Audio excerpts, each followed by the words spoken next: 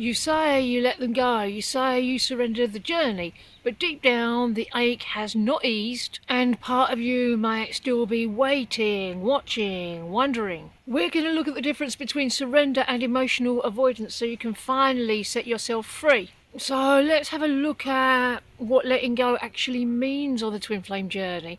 It doesn't mean give up your twin flame, just give up your attachment to them. Have a look at what your definition of surrender is rooted in. Is it fear or is it faith? If it's in fear, then you might believe that you can't have real love, so there's no point in desiring it, there's no point in choosing it, and you suppress your desire. But if it's rooted in faith, it's because you know that God's got your union, you're choosing it, and you're on the bus that's taking you to your harmonious union, and God's driving the bus. And you know that you can't get the driver to go any faster by nagging him or shouting at him. And you can just relax, enjoy the view, enjoy the journey.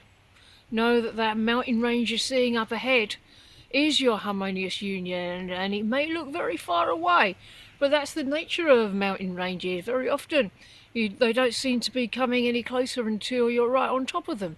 So check in, make sure you are truly surrendered and not spiritually bypassing. If you're trying to detach or say that you're detached in order to avoid pain, that's not the way to deal with it. It's not going to help you avoid it because it's still there even if you do avoid it. The way to get rid of pain is to heal through it and release it with mirror exercise. If you're still feeling triggered when you think of your person, then that's a sign that there's healing that needs doing there. Letting go has to be aligned with actual love rather than self-protection or trying to avoid getting hurt. If you're trying to prevent heartbreak rather than heal it, you're not going to receive anything that you desire. If you're keeping it away from yourself, pushing it away because you're afraid of getting hurt again, then you got to go in and heal the old wounds of heartache and heartbreak that are causing you to push love away now. If there's a part of you that's still believing that love isn't safe, you have to go in there and release those misaligned beliefs. Because real love doesn't hurt. Maybe something that looked like love hurt, or something that you were told was love hurt, but none of those things are actual love. It's not wise to use the notion of surrender to protect yourself from deeper feelings. These are the very feelings that have to be faced. They're the very ones that have to be felt through and cleared in whatever way is best. It might be easier to say that you're over it rather than admitting you're hurting. But just saying that one is over it doesn't mean that they are. Numbing out is not a way to get over anything. It just leads to rebound relationships and an inability to give or receive love. So I don't recommend that. If you are hurting anywhere at all, you've got to acknowledge that. You've got to validate it, and then you've got to give yourself the love that you're needing in the hurt place. And that's how you turn your union around. So stop performing peace and just feel the truth, even if it is uncomfortable, even if it is a bit embarrassing, even if it's not something that you want to feel. It don't matter whether you want to feel it or not. If it's there, you have to acknowledge it in order to move through it. If you don't acknowledge it, you won't be moving through it. You'll be stuck there. And look at the difference between letting go and giving up. Are you still open to love, or are you closed off to it completely? Have you stopped choosing it? Have you stopped bothering with it? Because you've got to keep choosing love no matter how your journey's looking at the moment. If it's not turning out or doesn't seem to be turning out in the way that you'd want, that's no reason to say you don't want it at all. Choose to deepen your faith in the divine order, because that will lessen your need for control. Make sure you're trusting the divine with the connection instead of using surrender as a shield. If you're secretly hoping that if you let go, they'll come back faster, that's not the correct motivation to do it, because you can't be doing any aspects of the inner work in order to get something.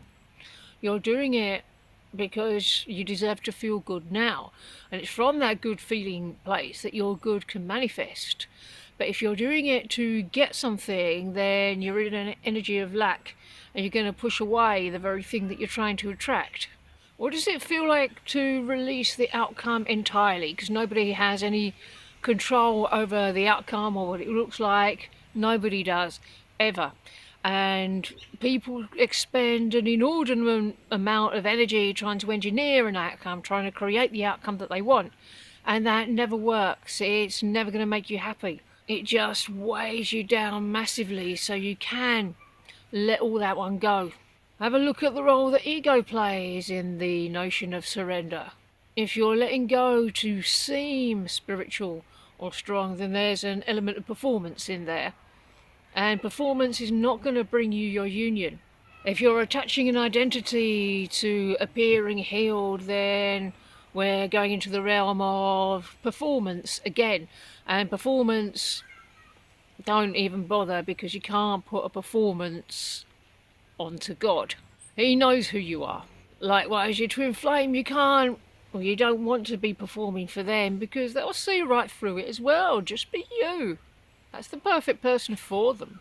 How does surrender feel in your body? Does it feel like growth and expansiveness, or does it feel like contraction and grief? Because if it's the latter, once again, that's the place that you're directed to do your work of the day and do your healing there. Work on those feelings of tightness and grief. Find out why they're there. Ask that part of yourself why these feelings are there, what's causing them, what do they need to feel loved right now. Give that to yourself here.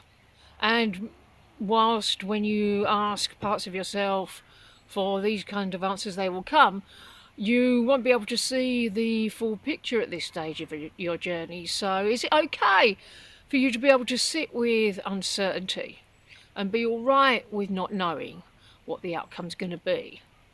But it won't bother you what the outcome's going to be, because you surrendered that. Make sure your surrender is rooted in love for them and not avoidance of rejection.